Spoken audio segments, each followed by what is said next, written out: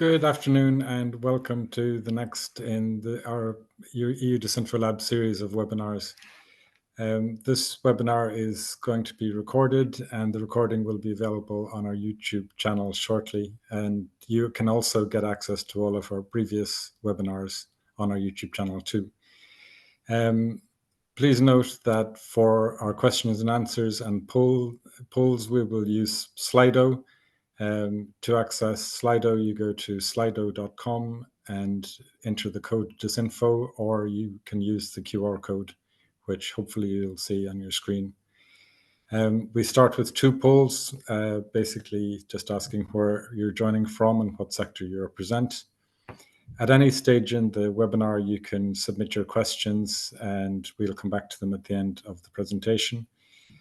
For those of you who don't know EU DisinfoLab, we are a not-for-profit organization gathering knowledge and expertise on disinformation in Europe. We organize these webinars in order to give a chance for experts in our amazing community to share their knowledge and raise awareness of the great work that's being done by so many people.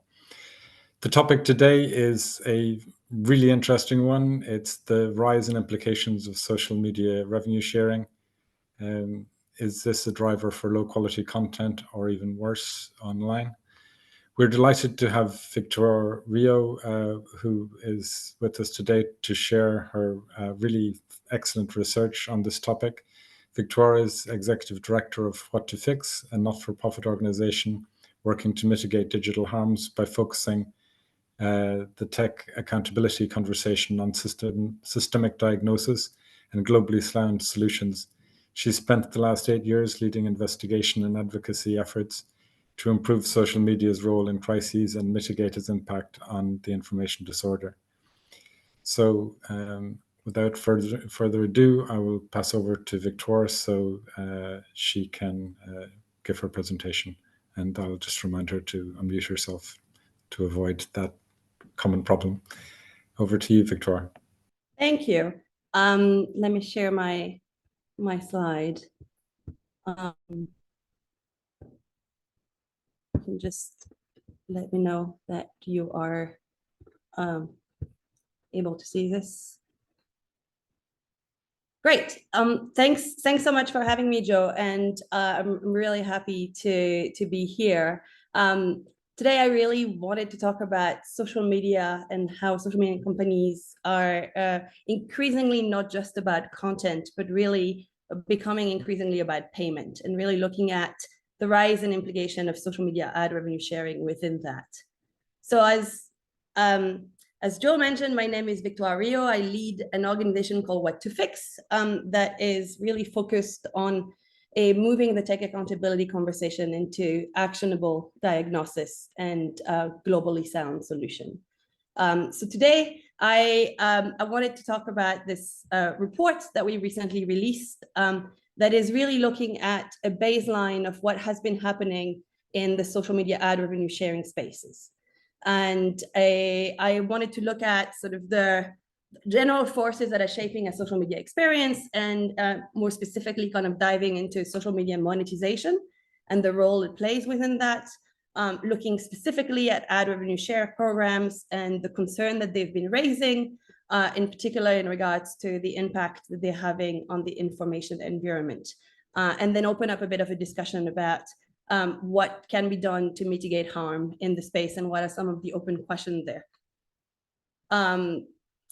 So in terms of the social media experiences that we're looking at, we're looking at a range of different forces, right? We're looking at content being put into this, and we've talked a lot.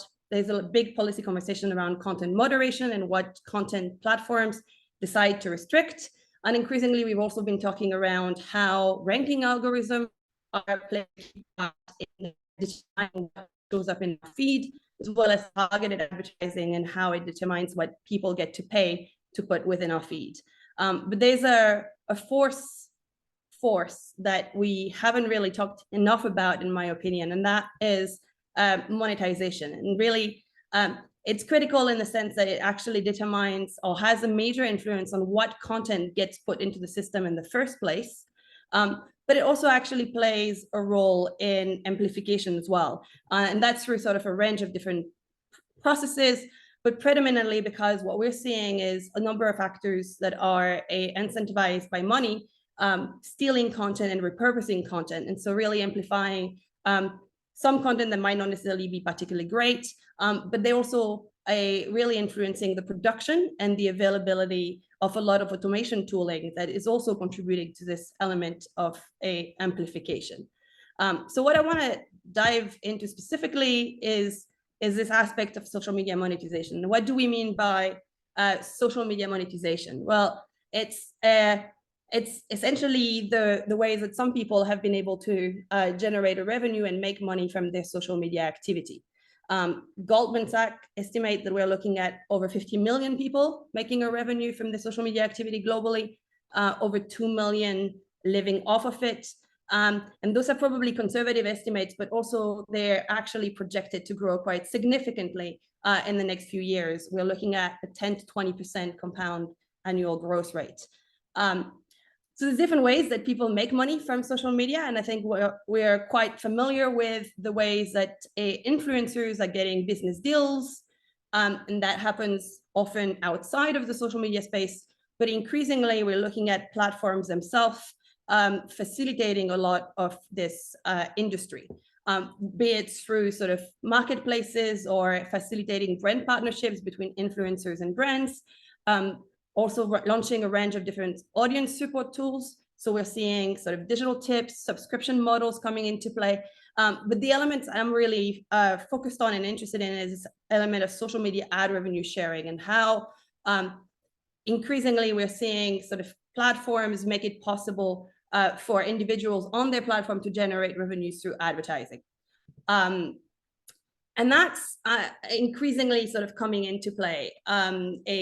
What we're seeing is creators and publishers increasingly able to generate revenue directly from ads. And that has sort of changed quite a bit over the years.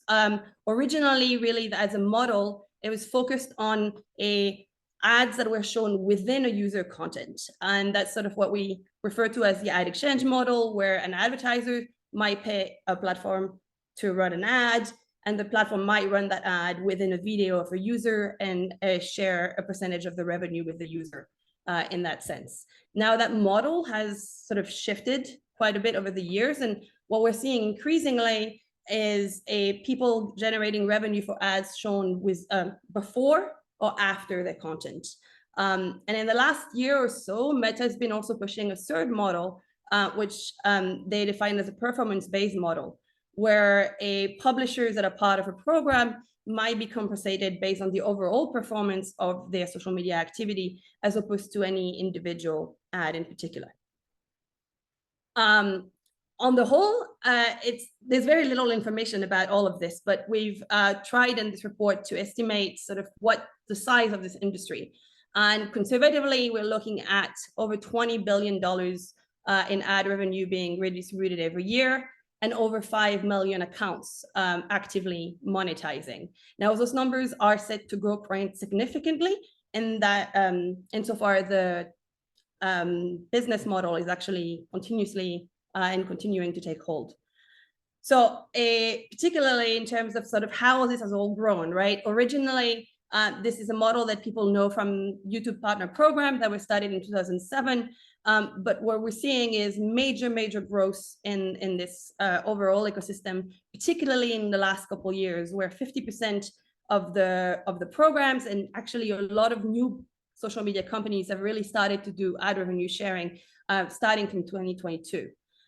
Originally, the incentive for platforms to do this was really around justifying serving ads on user-generated content, right? So a company like YouTube only has a limited amount of ad placement within their own sort of surface on their platform. And in 2007, they really sought to replicate the Google AdSense model on YouTube, and thought that if they were to show ads within user video, then they could really increase the amount of ad placement they had available to sell. That has shifted sort of over time.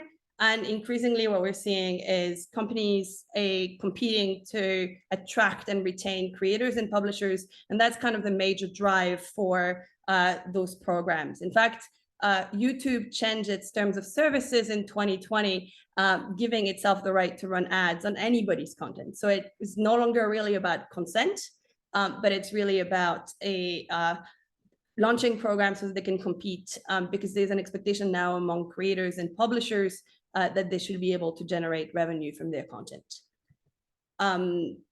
Just to really emphasize this growth that we are seeing, Facebook really grew its membership in the last couple of years as well. So we saw membership in the number of publishing partners that Facebook had grow from 150,000 in 2022 to upward of 1.5 million today. So that's a tenfold increase just in the space of the last 2 years.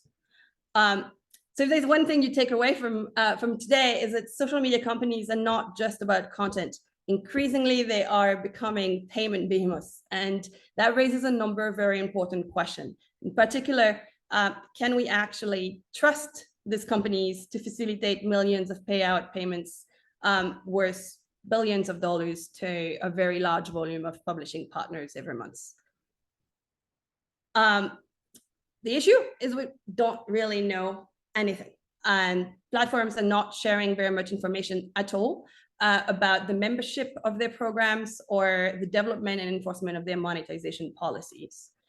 So if we look at sort of the advertising process on social media, we have increasing visibility on the relationship between advertisers and platform, but at this point we have absolutely no visibility on what happens between platforms and publishers. Anecdotally, though, there's a number of evidence that show that we should be quite concerned. A couple examples that we raise in the report, which I thought were quite interesting, was a page called Russian Today that was monetized at the time that we published the report. And that really shows sort of the problems around verification processes.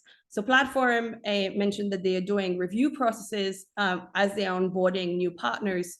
But if a page like this, which is propagating a lot of content that in effect is not allowed in the European Union, is able to actually pass the test, that's quite concerning. And it's kind of concerning in two ways, right? It's either a scenario in which this page is actually associated with Russia Today, and then it's concerning that it will actually pass through the onboarding process. But it's also, even if it is not associated with Russia Today, then it's a blatant case of trademark and copyright violation, and deeply concerning that will get through. Another example, which I thought was quite interesting, was around sort of verification processes. So as part of their onboarding process, Google has this system where they basically require you to provide an address where they would send you a code as a way to verify your identity and your actual address. Now, if you look at their website today, they clearly specify that if the address doesn't get accepted because it has been assigned or associated with fraudulent activity, then they recommend that you provide a new address. So really sort of concerning elements around sort of what is really happening with regards to this monetization programs and how this onboarding processes are actually working. It's particularly critical because it has a demonstrable impact on our information environment. And this is sort of how I came to look into this space a few years ago. But looking at the case of Myanmar, what we really saw was the arrival of monetization, and in particular, the arrival of instant article that was deployed by Facebook in April of 2016, really flipping the environment on its head. What you see here is an analysis of we pulled from CrowdTangle the 400 most viral content that included a link that were shared to Burmese language public pages. And we analyzed the source of those links. So we looked at the domains and started to map those domains. Prior to 2016, the vast majority of the content that was making it to the top, and that was the most viral annually, was media, registered media, whether it's independent media, state media, military media, it didn't matter, but it was all official media that were actually regulated through the media council, the press council. What we saw with the arrival of an instant article is a major shift in what was actually going viral. And by 2017, we had over 80% of the content that made it to the top that were coming from a clickbait site that for the majority were completely anonymous. And that went up to over 99% by 2018, and it stayed that way ever since. So just to kind of show, like, Myanmar is an interesting sandbox in that sense, because there were very few websites prior to 2014. And so we really were able to see sort of how this dynamic came into play. But how does it kind of work? So I think what I really want to stress is those programs, and the fact that there isn't enough oversight means that we are looking at a number of grifters being incentivized or provided with lucrative revenue stream. And that's incentivizing influencers to be maybe more controversial in order to generate revenue.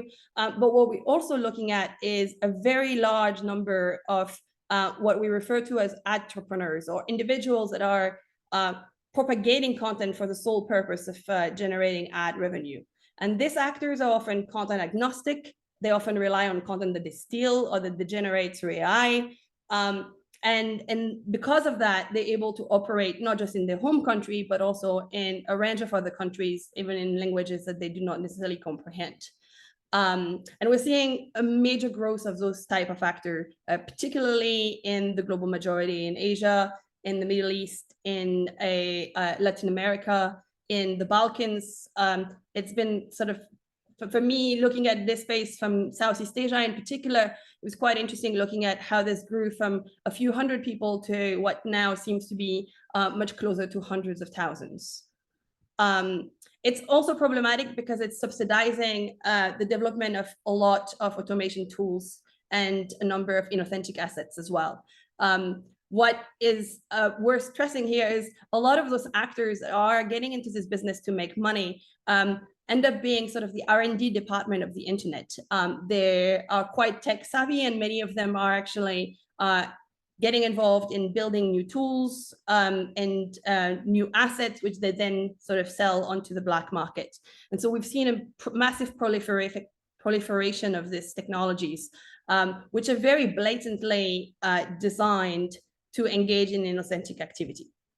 And that's problematic because it means that we're seeing a major increase in availability as well as affordability of tools, but also assets and know-how, which can be tapped into by actors that are not necessarily financially motivated, but could also be politically motivated. So a lot of the tools that we are now seeing a market where a lot of these things are actually going for a few dollars a month or less than $100. And so you basically, what once was something that would cost tens, hundreds of thousands, if not millions, to actually run an operation. Nowadays, you're actually seeing opportunities to do the same thing and rely on a lot of the existing tooling and assets for a lot less money. Meanwhile, what we're seeing is media and creators that are struggling to compete. And that's because a lot of this inauthentic technology is really helping those stakeholders hack the recommendation algorithm. And if you're not willing to go this unethical way, then it becomes really difficult to actually stay the course. So what is currently being done? Well, in the report, we go into sort of a mapping of sort of what we've seen come from advertisers, creators, publishers, civil society, the media, and regulators. But maybe the top line here is that this effort are quite siloed and quite strongly led by the advertising industry at this point, which is sort of resulting in this call for platforms to not show advertising next to problematic content, to which platforms are responding by leveraging more and more AI classifiers to identify content at a content level. And that's problematic because it's also impacting on legitimate creators and media that are now increasingly getting their content demonetized because of errors with some classifiers as well. So what, in terms of sort of what I wanted to put on the table today really is what can be done here and what should we think about? I think one thing that is really important to stress is it's not really a content issue so much as it is an issue of business compliance. So what we're looking at is platforms getting into business and sending monthly wire transfers to a range of different actors. There are actual regulations that applies to business compliance, fund transfers. And what's interesting is that a lot of the payments that people globally are receiving seem to be coming from entities, platform entities that are actually registered in Ireland, which raises an important question around what's the role of Brussels here? What's the role of Ireland? What can actually be done from a compliance perspective? There's also this question of like, what is the role of regulation here versus self-regulation? We're seeing there's an open question as to what entities, or should some entities be restricted from monetizing? If so, which entities? What about actors that are engaged in illegal activities? What about awful but lawful activities? What about politicians, political parties, public sector entities, state media? At the moment, all of this is sort of up in the air, with platforms sort of left to their own device to decide, and with very limited transparency for us to actually get an oversight as to whether they are enforcing their policies. One of the things that's been really interesting for us is to see things like police pages monetized.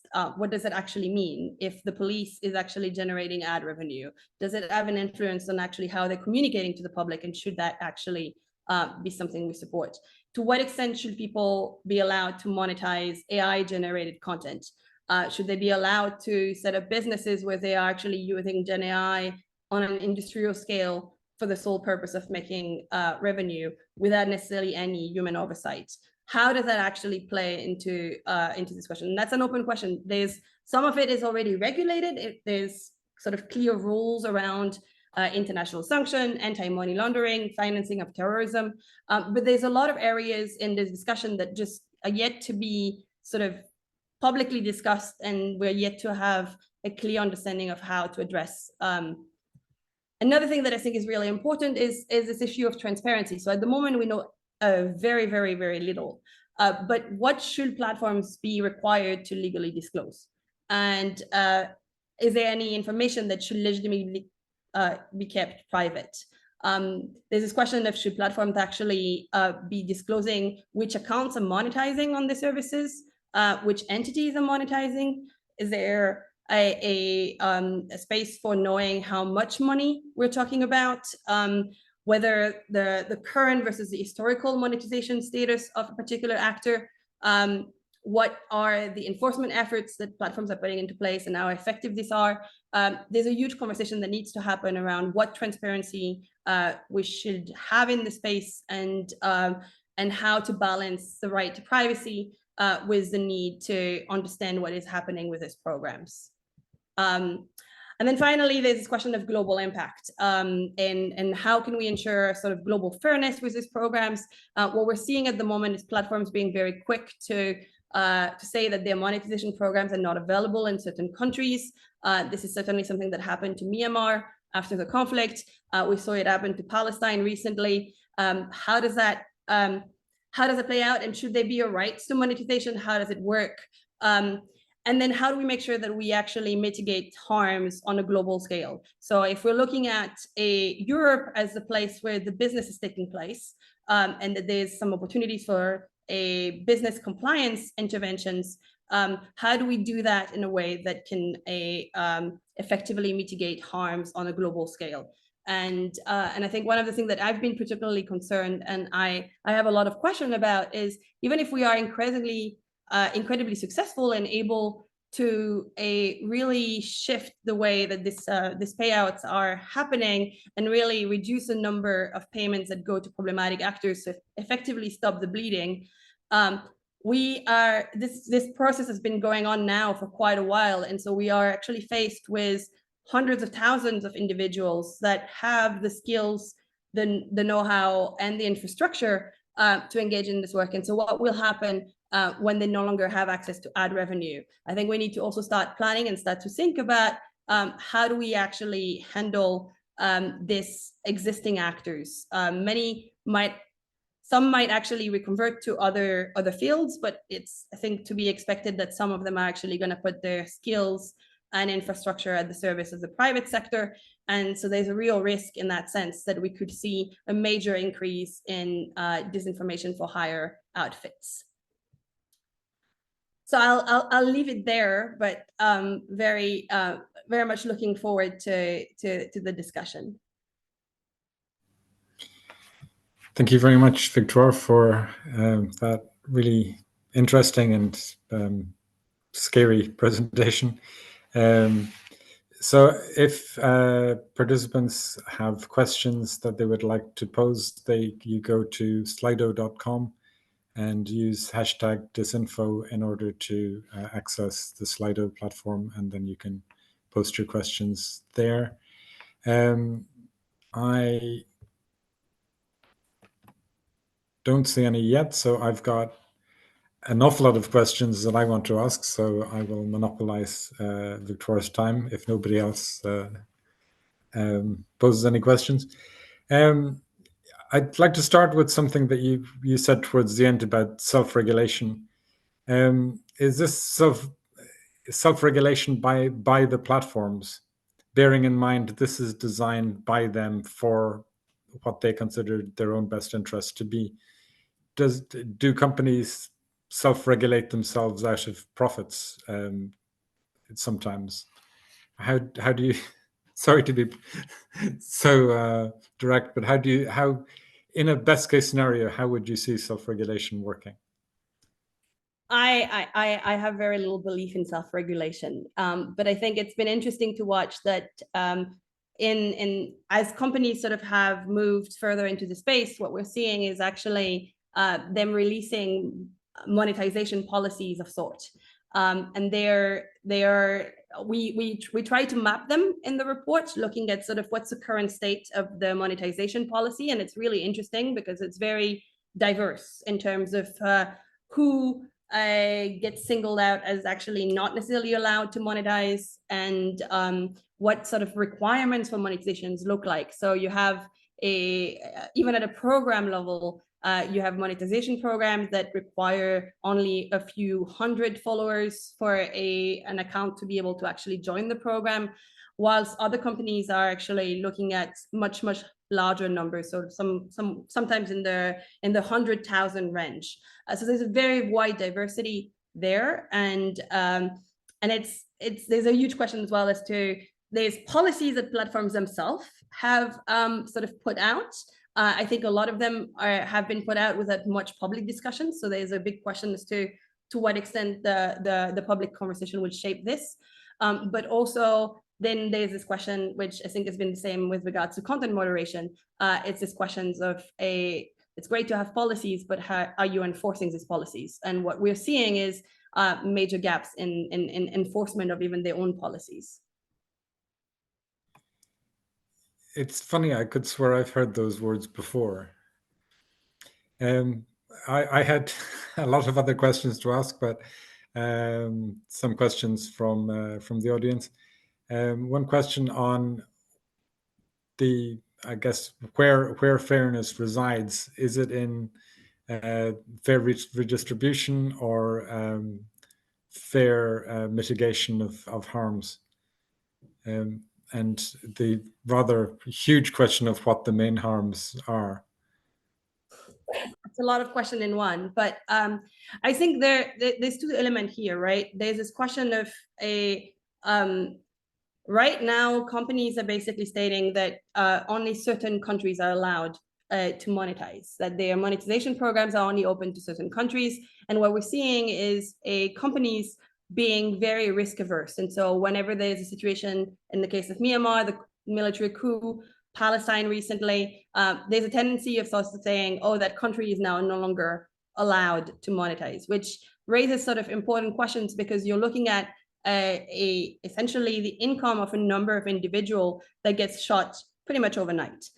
In the case of Myanmar, we saw a lot of the independent media, which had no other revenue stream by that point sort of be really impacted and really affected, and it came with really no warning. So this ability that they have to shut off what is essentially a significant revenue stream for a number of actors without any sort of preparations.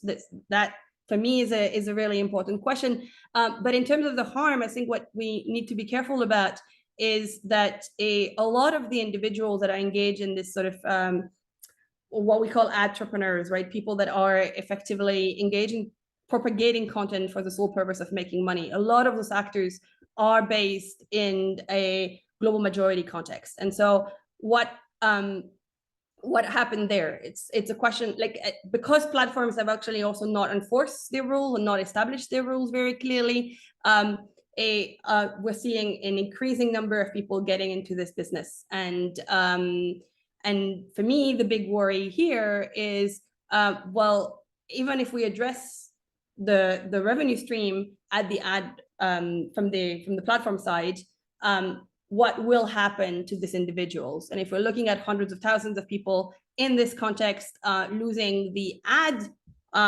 stream of revenue, what will they end up doing? And what would this mean for a lot of those contexts if we have thousands of people that then turn their skills to the private sector and start offering $30 disinformation for hire campaigns? Can I, before moving to the next questions, I'd just like to dig into what you said about enforcing the policies. Do you think that the platforms have incentives not to enforce their policies? So it's a question of learned incapacity rather than actual incapacity to enforce the rules? Well, I think that it's the basics of the business model is that platforms are making a significant amount of money out of those programs, right? They are they're working together. Well, effectively, they are trying to expand the ad inventory, and it's really kind of how this all started. When we look at YouTube, the reason they launched the YouTube Partner Program wasn't because they cared so much about producers or publishers on YouTube, but really because it was allowing them to massively increase the amount of ad placement they were able to sell. And I think we continue to see this happening, even though now platforms are sort of quietly moving away from this concept of consent and giving themselves rights to run ads on anybody's content without consent. So, but still, I think there's this element that the more content there is on their platform, the more they are actually able to sell ads. The more they're able to sell ads, the more they're able to generate revenue. And even if they redistribute a portion of that revenue, this is really sort of a big part of the business model overall. Okay, that's clear. Some, I would love to meet these some, but some allegedly argue that redistributing revenue might actually be saving quality news. What is your take on this? To be clear, I am not against a ad revenue sharing to start with per se. Like, I think there's value, and it's actually it makes sense that if platforms are going to make revenue out of this content, that they actually are redistributing part of this to the people that were behind producing the content. The problem here is more one of who are they accepting into this program, and how does the onboarding process actually go? Because if they are going to be accepting pretty much anyone into their program, then it really creates this incentive for individuals to push content that's as cheap as possible for the sole purpose of actually generating revenue. And I think that's really the part that's problematic. It's not so much the fact that platforms are redistributing ad revenue, because I think that's an important revenue stream, particularly in global majority context, actually, where the news media might actually be incredibly reliant on this ad revenue, but also you have a number of individuals that may be making a living out of like legitimate content. You know, could be your granny running a cooking show and a range of different stakeholders. Those revenue streams are quite important. It's really more about what incentive are we creating if anyone can access these programs and if there is no proper verification in the process. Thank you. Really really interesting question on multiple accounts, content firms running multiple accounts, pushing bait. Is there a way of, is there a way of identifying coordinated operators? And I guess who would do this? There is to some extent, and I think we did a lot of that work in the context of Myanmar, trying to really understand what the different networks were. And it was a bit easier when Instant Article was one of the main programs and the main driver, because then you could actually look at websites and investigate websites to see sort of how did different interventions connect. And what we found as well was, for example, that a lot of websites would reside in the same Cloudflare accounts. And so we were able to sort of identify networks that way. But also what you often find is like massive networks of pages and groups that are being used conjointly to try to distribute the content.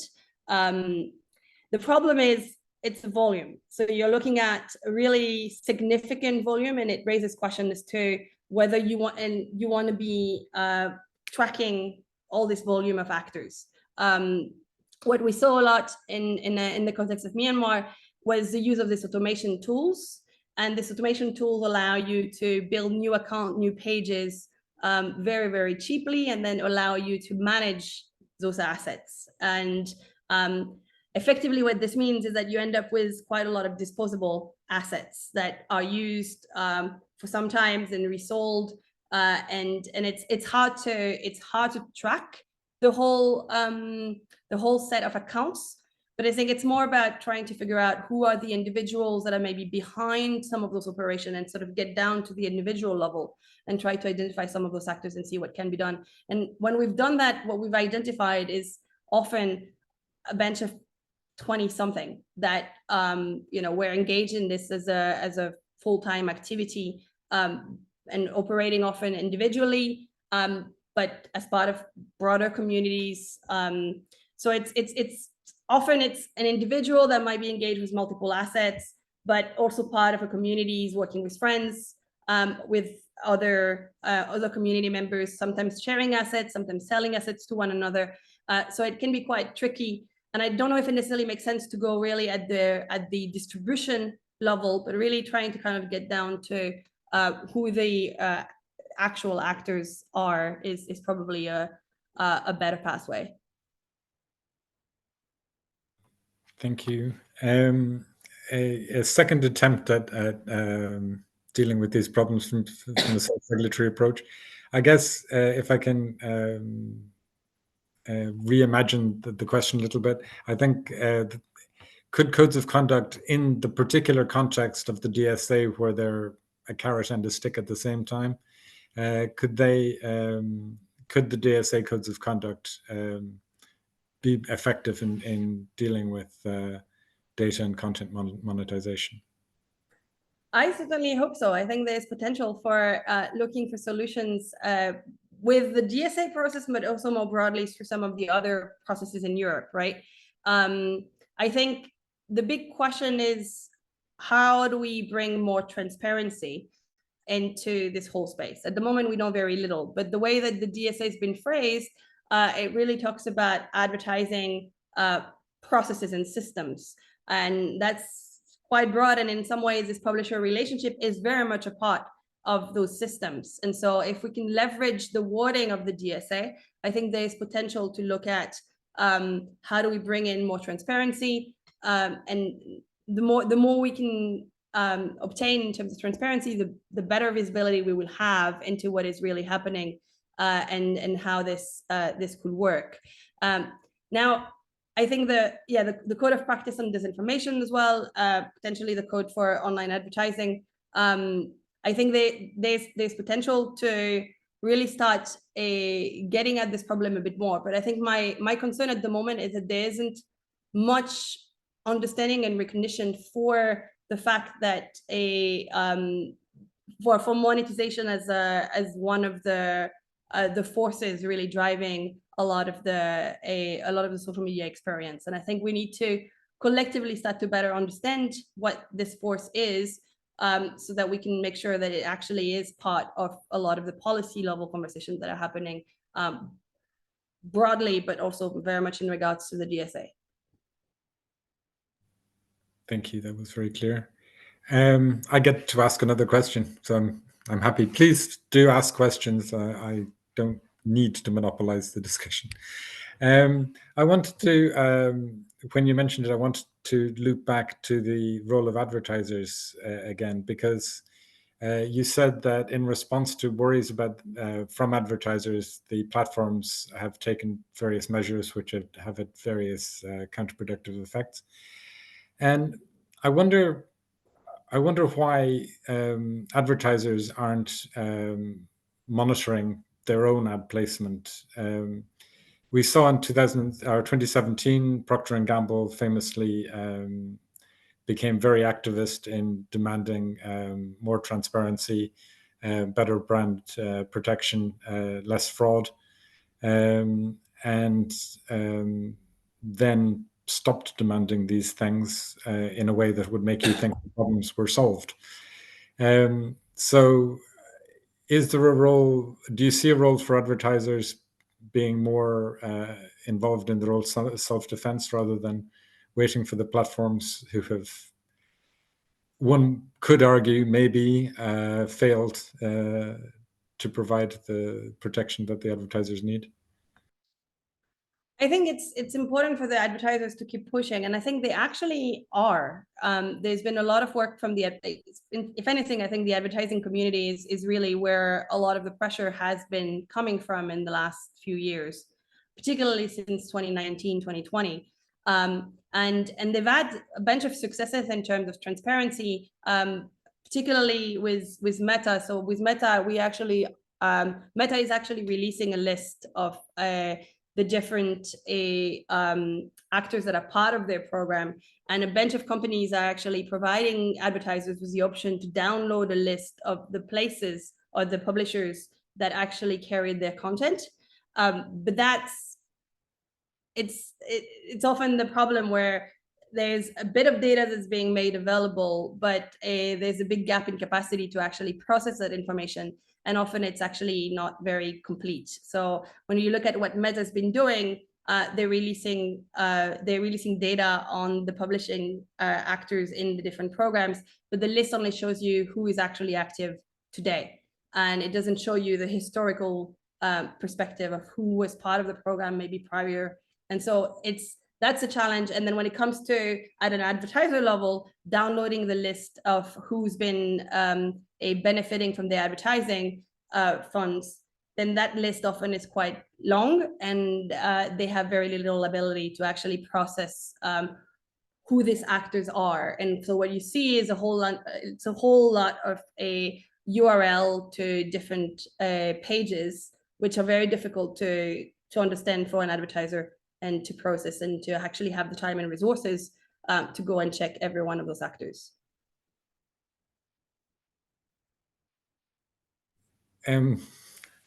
So does that mean that you think that there's more space for advertisers to be proactive? I don't really see a very long list of URLs with a certain number of them having dodgy content on them as being. It's like you wanted data, we'll give you so much data you can't cope with it. Trust us, is the answer. What have you heard from advertisers as regards what they would ideally want? I mean, you're seeing a lot of they're asking for more transparency. I think that's a big one. They've asked for the option of having intermediaries that play this role of actually processing and reviewing that data. But that's also often problematic, because there's big questions as to how accurate are those third-party review players. And there's been a big push for platforms to do more from a content moderation lens to identify content on the upstream that should not be carrying ad or next to advertisers' content, right? So I think that's been one of the big asks of the advertising industry, and that's one that's, for me, is quite worrisome because I mean, it's an important one, but it's problematic in the sense that we know that platforms classifiers are not always very accurate, and we see this with content moderation all the time. And so what we're now seeing is those classifiers being used for demonetization purposes. And so this very same problem we've seen with the content moderation space is now kind of coming in. And so part of the concern for me is that the advertising community is really kind of going at it from a content level and a content lens, but not necessarily from an actor level lens, right? And if you look at what's happening, what we're effectively dealing with is platforms getting into business partnerships with a range of different stakeholders, which then raises a question of, are those business partnership legitimate, and are the fund transfers that are being made compliant with existing laws and regulation? So I think there's a big question there as well of, I think there needs to be more of a push at the actor level, really looking at this component of business compliance. There does seem like a lot to be done. There's another question from the audience about chatbots and monetization. I'm not quite sure what the last bit of the question means, but maybe you do. How do we see chatbots navigating monetization? Well, it's going to be very interesting. It's going to be an interesting space, right? I don't know exactly how it's going to be coming in. I think because in a way, if the chatbot is being if ads are being put into a chatbot, I would imagine that the companies that are running the chatbots will actually claim all of the revenue and not necessarily redistribute revenue with the user. But it'd be interesting to see if there is a move towards sort of users claiming back a portion of the revenue that is generated through the conversation they've initiated with chatbots. I would imagine that really, otherwise, it's probably going to be the companies behind the chatbot that, if they are running ads into the system, will basically be claiming the integrality of the revenue. And if I can sort of address the DSA issue, so the DSA regulates intermediary services as that are intermediaries between an individual and or a business and their audience and the public. So the DSA is relevant insofar as these chatbots are intermediation services or hosting services or access services, but only then. Could I ask a more fundamental question? Everything that you described, I mentioned Procter & Gamble's activism in 2017, 2018. With that as a background, wasn't all of this painfully predictable? And surely the platforms could have done better or could have done less badly if they were minded to do so, if I can be aggressive in my question. I would think so. I would think that it was very, very predictable. And in fact, I'm actually very surprised that there were all these discussions in 2016, 17, 18, a lot of it around the YouTube Partner Program and how YouTube had been funding terrorism and a whole range of problematic content, and then it somehow disappeared.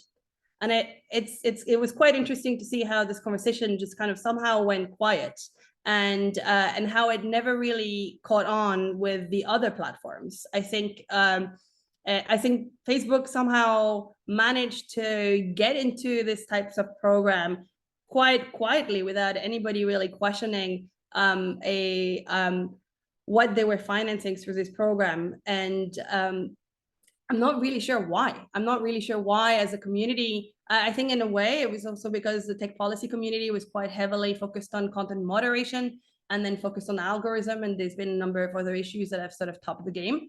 But it's very surprising as to how they managed to kind of not make this a bigger policy topic, or how it hasn't been discussed so much. But yeah, I would agree with you that it was entirely predictable. And in fact, actually, I think platforms are very aware and have seen these processes. So there was research done internally at Facebook back in 2019 that was really showing that this was happening. And it's not like the platforms themselves were not aware. I myself have been raising this issue now since 2019 as well, with a range of people at Facebook. And so they know. I mean, there's awareness that this is a problem, but I think what we haven't seen is much action to try to kind of curtail it, and I think it's in large part because it hasn't been a big public conversation. A person who would be slightly more aggressive than I am would say, is it a problem or is it an externality? But yeah, no, I think very much it's often really, it's actually kind of frustrating because what you see at platforms is different teams working at cross purpose, right? So you'll have teams that are working on integrity issues that might actually investigate some of those stakeholders, take them down, and then within a day or two, you see those actors coming back and getting back into partnerships, back into different monetization programs. Many of them actually also receiving concierge services and being part of some of those publisher partnership programs that platforms have. And we're slowly running out of time, so I think this might be the last and slightly complicated question.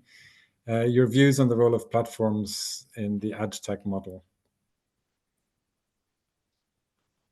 Well, I mean, I think when we look at the ad tech ecosystem, and I think so. First of all, I think there's been a tremendous amount of really good work around advertising and how advertising has been, in many ways, through the ad tech industry, fueling disinformation, hate, etc. A lot of that has focused on the open web, and I think with platforms, what we're actually having is an entire ad tech ecosystem, which is contained within a gated garden, whereas there's a lot less players. There's effectively just one player, which is facilitating the relationship between advertisers and publishers. And so I think with regards to looking at this issue of advertising, ad revenue sharing, and how it's contributing to disinformation and to harming the information environment, it's a much more simple ecosystem to look at than this ecosystem we've been looking at in the open web, right? When we look at how do we address the ad tech industry, and when we start to think about this, what often comes up is this graphic with this very, very complex ad tech industry, which has thousands of different players. And I think that's often quite overwhelming and hard to think about how do we start addressing the problem. Here, it's a lot simpler in the sense that it's a gated garden. There's one player, and so I think if we can start to think about how do we address this issue on social media, that can also be an interesting pathway to addressing the issue more broadly in the open web. Thank you very much. I found this really, really interesting. I hope everybody else enjoyed it as much as I did. Thank you for such an energetic and interesting presentation, and your answers to mine and the other questions. To the attendees, please keep an eye on our website for the upcoming webinars. This and all the other webinars are available on our YouTube channel. Keep an eye also on updates on our annual conference, which takes place in Riga in October. The audience and Victoire are very welcome. Please hang on to rate the webinar and suggest topics for future events, for future webinars. We would be interested in your ideas. So once again, thank you very much, and I look forward to seeing the audience again at the next webinar. Have a good afternoon. Thanks, Victoire. Thank you. Bye-bye. Bye.